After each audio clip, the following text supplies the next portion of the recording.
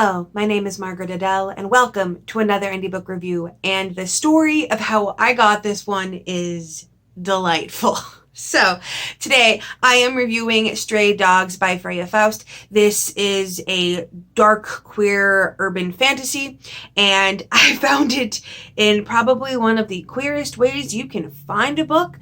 I was on a Dungeons & Dragons Discord server, and it had come up that I review indie books. And another player on this server, who has since kind of left, they asked me, can I ask you a very lesbian question?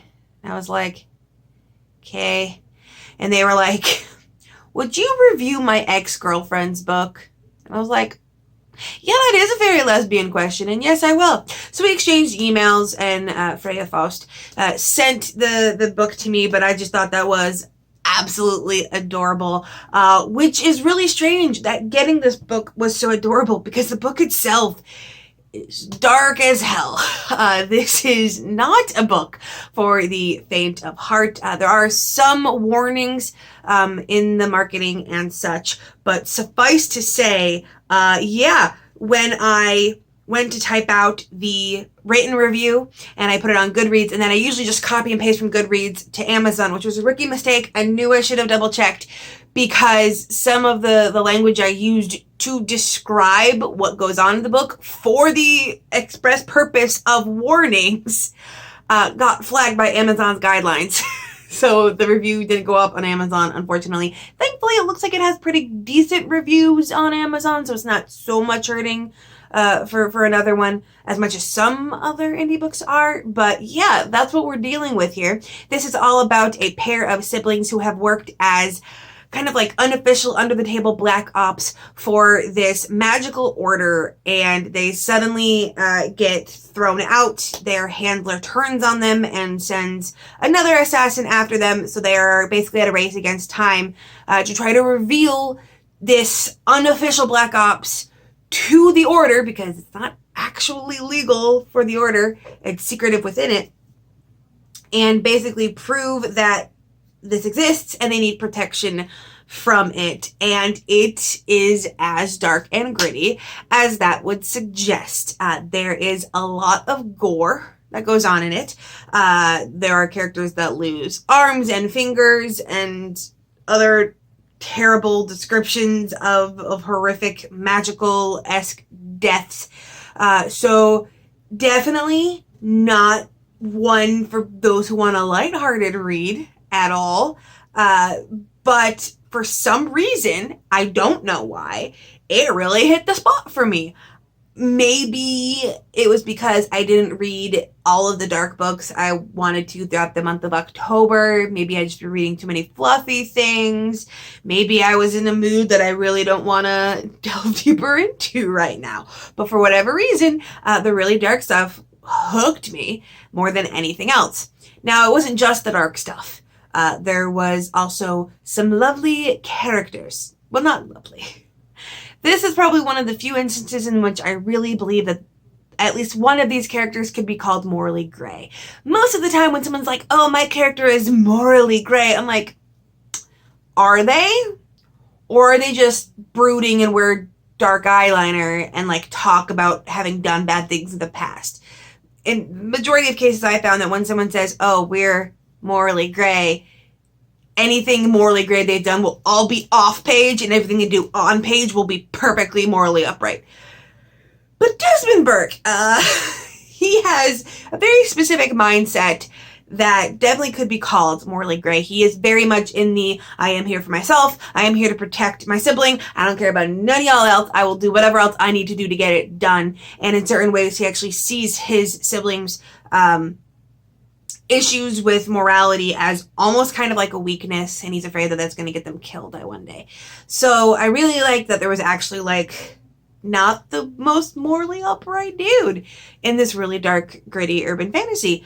But of course, if we're talking about this book, we have to talk about one of the big character arcs that I think a lot of people would want to read this book for, and that is the other Burke sibling. And I have no idea what pronouns to use for this. They are not non-binary. They are not genderqueer, at least as far as I can tell. I think it's pretty laid out. They are trans. However, unlike in a lot of other books where they start the book as trans, they know who they are, they go by their name, they have a dead name, all of that kind of thing, they figure it out over the course of the story. So they start with their birth-given name and their birth-given gender identity pronouns. And over the course of the story, kind of, well, not really kind of, it clicks. For plot purposes, they are shapeshifted into a feminine form to be sneaky, and the narrative reads that once they see themselves in the mirror, something clicks. And they're like, oh wait, there might be something here, something that they haven't really focused on. So while the character starts the story going by Ed, they end it going by Morgan. And I really, really like that aspect. While it is very vitally important to have books where you have trans characters being their awesome trans selves and living as that gender identity and having a good time, there's also something to be said for actually playing out the identity struggles and issues on page so that you can see them figuring it out and see them moving towards that happy in their own skin aspect.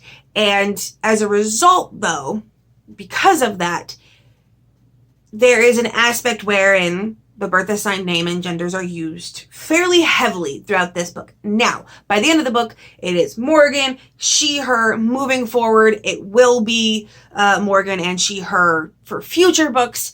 And it is not framed necessarily in this book as misgendering or dead naming, because Morgan herself does not figure it out, doesn't even start to figure it out actually until like over 100 pages in, and then is not like, yes, this is it, we're here, until pretty much the end, like the epilogue. So it is not framed as dead naming or misgendering, and the author herself is trans, so I'm going to rely on that because obviously I am cis, so I can't speak to the validity in the representation, but I feel like this could go one of two ways depending on you as a reader, especially if you are trans or non-binary or questioning or anything in that spectrum, whether or not you will read it as this feels like dead naming, this feels like misgendering, or it'll be like really validating to see that struggle on page being worked through by a fictional character is up to you. I have no clue who would react which way. Obviously it wasn't an issue for me, but I loved being able to see that play out over the course of the story. I would love to find some more works that focus on the actual journey there. The thing, of course, is that this is not a nice, light, fun, happy coming-of-age tale because there's so much blood. And also, while we're on this subject, Desmond, the older brother, it does not go into overt transphobia, but he definitely is like, what? Like, he's not like, oh, you're Morgan now, okay, cool, moving forward. He definitely struggles at least a little bit to come to grips with it. It is not overt. He does not, like, ever say to Morgan, you have to understand how hard this is for me. Like, he doesn't do any of that stupid stuff. But again, if that is something that you've had issues with in your own life that could be triggering for you, it's another one of those, like, depending on who you are, that could be an issue. For me, it did feel very genuine. Just who Desmond is as a character. He doesn't like change. He needs to know that his sibling is there because his sibling is his world. Like, I think their parents are still alive, but they're not really brought up all that much. Like, these two are it for each other. So Desmond low-key freaking out that things are changing and he doesn't understand it, falls in love with this character, and it does get resolved. It is not any overt transphobia or anything like that, but I think that is something you might need to know going into it. Now, more the nitty-gritty of the world. This is definitely a secret society living among the normals, capital N, and the ideas of like an evil, not evil, just elitist, maybe some points evil, order that's controlling all the mages and basically being like, you're either with us or you can't practice magic. And I think that's definitely going to become a bigger conflict later down the line. The actual magic system of this it's very easily thought out. You can see that there are ideas and the system has been created behind the scenes. You don't get the nitty gritty of most of it. There are 9 different schools of magic, and most people will tend to focus on one as their primary, but you can easily pick up any other ones. It is mostly you are innately born with the capacity for magic, but you have to learn the different schools and you can practice them and get better at them. And each of them have different, kind of like requirements. Like if you want to do illusion, you have to keep a very calm, centered head. If you want to do elemental magic, you have to like harness your emotions, that kind of thing, which is really interesting. And I also like that they didn't actually go into it that much. Most of the time, the information that was brought up about the different magic schools was only what you needed to understand like the combat scene happening, or to understand how the different Burke siblings had different schools that they focused in based on their innate personalities, or like why they couldn't do this thing that would end the battle and save them. Like, it was usually only used as information to up the stakes and up the tension, as opposed to long exposition paragraphs to be like, look at this world we've created. Now, obviously, at the end of it, you did get to see the 9, which are the big council of people in the order, and they each represent one of the schools. So that by the very nature of seeing them, you kind of got like a little bit more into the different schools here. And I did like, they got a surprisingly large amount of character development, or at least character performance, you could say, in the short time they were on there, considering the fact that it was 9 different people. I was very impressed by how many of the 9 stood out, considering the fact that they were basically all introduced in the same chapter. It was really well done character work, I thought. But in general, I definitely expect this to be something that is kind of broadened or gone into more in future books, which is how I like my world building. Please take it through slowly. You know, we don't wake up being like, oh yes, isn't it great to be born in America, the country that was founded on July 4th, 1776. Like, we don't think that in our normal lives. So I like when the world building in books is more, we only think about the world as we need to, as we're going through it. It was very well done. I really appreciated it. Overall, I gave this book 5 stars. Very much enjoyed. Again, it is going to be a not widely liked book, I think, just because of its darkness. I don't know a lot of people that are like, you know what? Gore.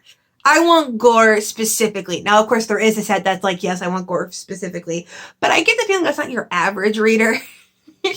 Well, who knows? Maybe indie books have a much higher percentage of people that are like, you know what? Not enough blood. I need more blood. I don't know. But again, I would like to reiterate that if you are a trans, non-cis, questioning, non-binary, any of that person, there may be things that are a struggle for you to get through in this book, or there may be things that are highly validating for you in this book. I don't know. That is up to you. For my part, I really, really hope that Miss Faust wants to give me the next book in the series. I believe it is out now, because I take forever to get through these review books, but hopefully I will get more moving forward. Now, I am still closed.